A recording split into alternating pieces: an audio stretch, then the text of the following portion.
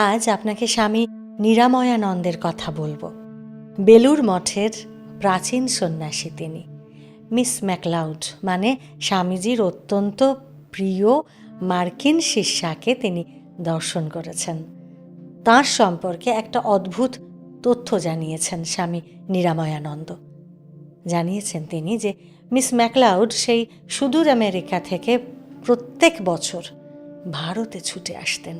কেন জানেন? স্বামীজিকে যারা ভালোবাসেন তাদের তিনি নিজের চোখে দেখতে আসেন। এদিকে তার বয়স তখন 90 বছর। মিস ম্যাকলাউডের দৃষ্টি ক্ষীণ হয়ে এসেছে, মুখের চামড়া কুঁচকে গেছে, অথচ শরীরে তাঁর কি প্রবল তেজ ভাবা যায় না। তো নিরাময়ানন্দজি তাকে একদিন জিজ্ঞাসা করেছিলেন যে আপনার বয়স কত?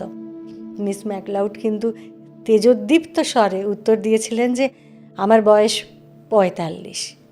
নিরাময়ানন্দ তো অবাক এবং তাকে বিস্মিত হতে দেখে মিস ম্যাকলাউড তখন ব্যাখ্যা করে বলেছিলেন যে আমি বুড়ো নই, আমি 45 বছরের তরুণী।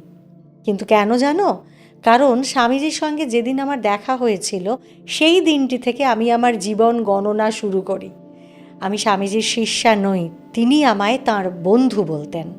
জানো, স্বামীজিকে যারা ভালোবাসেন তাদের আমিও বড় ভালোবাসি, আর তাই তো বছর বছর আমি ছুটে আসি।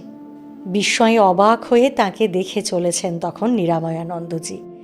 তার দিকে চেয়ে স্নেহমধুর কণ্ঠে তিনি বললেন যে বলো স্বামীজির সম্বন্ধে তুমি কি শুনতে চাও? নিরাময়ানন্দজি এবার এক শক্ত প্রশ্ন করলেন তাকে, জিজ্ঞাসা করলেন যে এক কথায় স্বামীজিকে বর্ণনা করুন।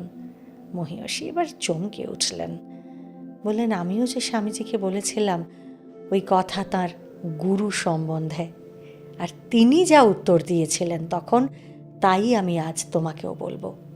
Not that he was holy, but he was holiness.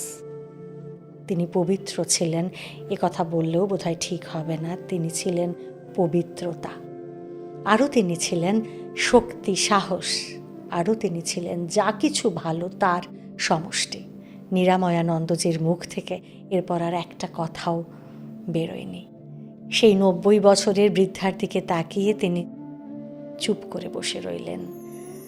এমনই কিছু অজানা বা কম জানা তথ্য বা ঘটনা জানতে আমাদের সঙ্গে থাকুন আর শুনতে থাকুন প্যাস্টেল স্পিরিচুয়াল। আপনারা আমার সকলের ভালো থাকার পাসওয়ার্ড।